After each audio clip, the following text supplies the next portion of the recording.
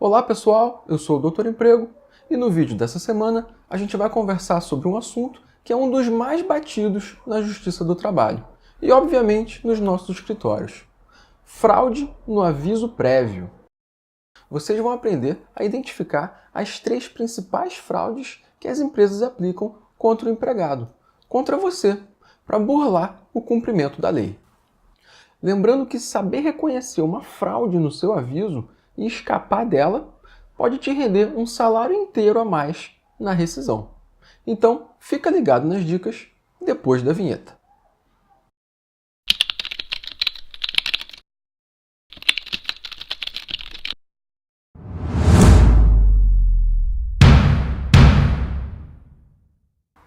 Pessoal, antes de começar, eu só queria dizer que se vocês acharem que as dicas de hoje ajudaram e foram relevantes para vocês de alguma forma, no sentido de aprender um pouco mais sobre os seus direitos, que é sempre o meu objetivo aqui, não esquece de curtir o vídeo e se inscrever no canal para eu saber que o conteúdo foi útil. Até porque é isso que me incentiva a continuar produzindo conteúdo para vocês.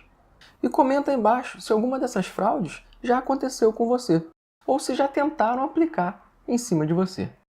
Aliás, eu fiquei impressionado que um tema tão importante quanto esse, que é um dos maiores motivos que geram reclamação trabalhista, quase ninguém fala. Tem um montão de vídeo aí na internet explicando os conceitos de aviso prévio, mas não tem ninguém abordando como que acontece ali no dia a dia, na realidade do trabalhador e nos bastidores das empresas. Bom, então, vamos lá. Vamos botar o dedo na ferida. Para vocês entenderem a diferença entre um aviso prévio aplicado de maneira correta, conforme a lei manda, e um aviso prévio fraudulento, a gente tem que relembrar o que é exatamente o aviso. Pegar essa parte, pessoal, é meio caminho andado para vocês identificarem uma fraude. O aviso prévio é uma folha, um documento, que a empresa dá ao funcionário comunicando, avisando, o próprio nome diz, é um aviso, que a demissão dele vai acontecer 30 dias depois. E aí ele vai ter esse período de 1 mês para arrumar um novo emprego. Bom, é nesse documento que o funcionário vai escolher como que ele quer trabalhar durante esse período, que por motivos óbvios passa a se chamar período de aviso. Então olha aí as 2 opções que ele tem. Letra A. Redução de 2 horas diárias na jornada de trabalho durante 30 dias. Ou letra B. Ausência de labor nos últimos 7 dias. E aqui embaixo está a data, que, aliás, é onde acontece a primeira situação de fraude, como a gente vai ver daqui a pouco. Vocês conseguem perceber, pessoal, que nas 2 situações o empregado continua trabalhando depois de ser avisado? Ele recebe essa folha, marca a opção que ele quer e permanece trabalhando na firma. Vocês conseguem ver também que a partir daí ele trabalha menos? Pois é, a carga horária dele passa a ser menor.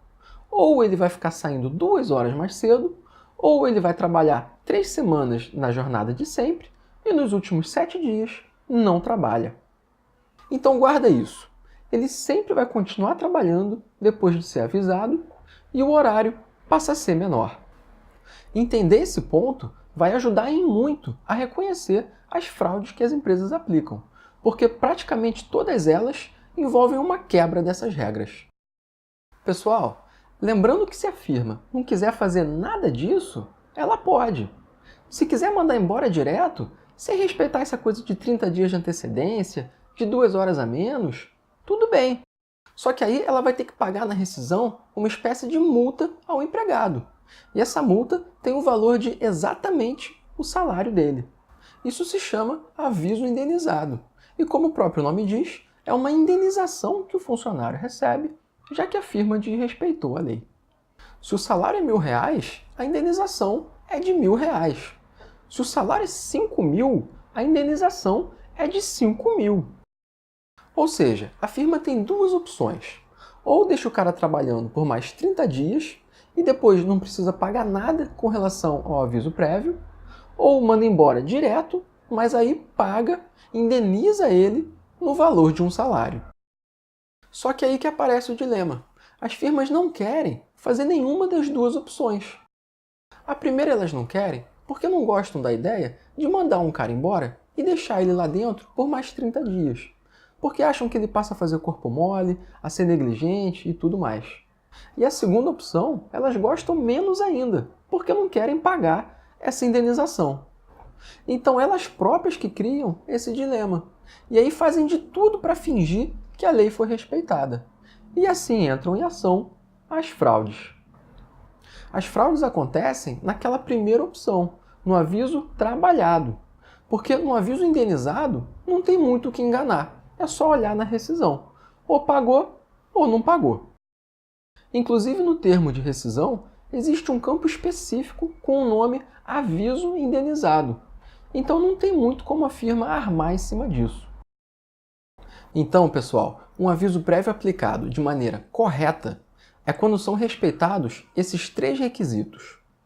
A empresa tem que comunicar sobre a demissão 30 dias antes, ela tem que deixar o funcionário continuar trabalhando nesse período e o horário de trabalho dele tem que ser menor, ou 2 horas a menos, ou 7 dias a menos.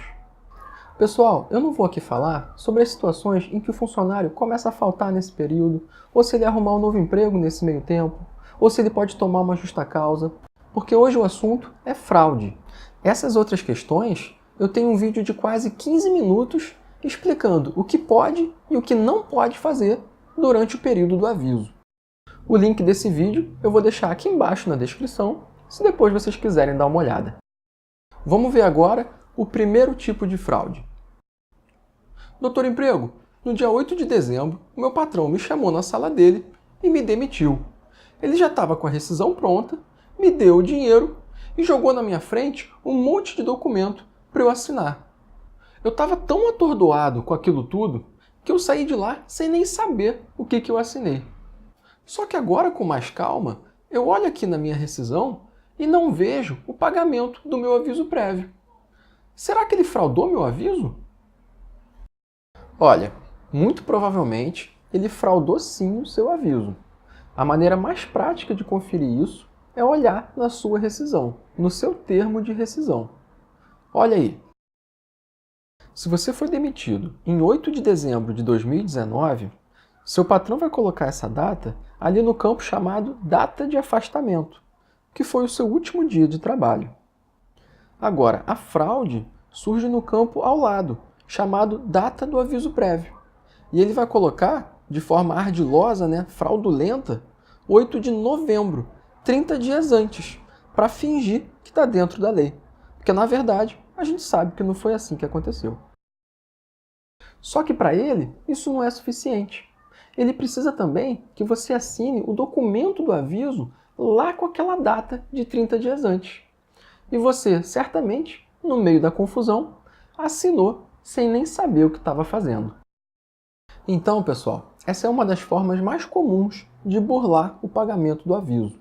E é assim que ela se desenvolve.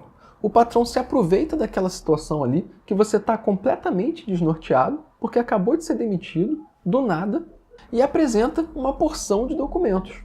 Fala que está tudo certo, que o contador que elaborou os cálculos, e manda você assinar tudo. Rescisão, recibo de entrega das guias do seguro-desemprego, recibo de entrega da chave de conectividade para sacar o fundo de garantia, folha de ponto daquele mês, recibo de pagamento de vale-transporte daquele mês, de vale-refeição. A sua carteira de trabalho também está ali para dar baixa, contra-cheques. E no meio daquilo tudo, você acaba assinando um papel de aviso prévio. Só que a data que está ali no papel, presta atenção aqui, pessoal, porque é aqui que está a fraude. A data que o seu patrão botou na folha do aviso para você assinar é de 30 dias antes, é do mês anterior, para fingir que lá atrás você já tinha sido comunicado sobre a sua demissão, que na verdade está acontecendo ali na hora. Inclusive na justiça, essa fraude é tão comum que tem até nome, aviso com data retroativa, porque é uma data que milagrosamente retroagiu no tempo, voltou para 30 dias antes. Um advogado experiente identifica esse artifício no próprio termo de rescisão.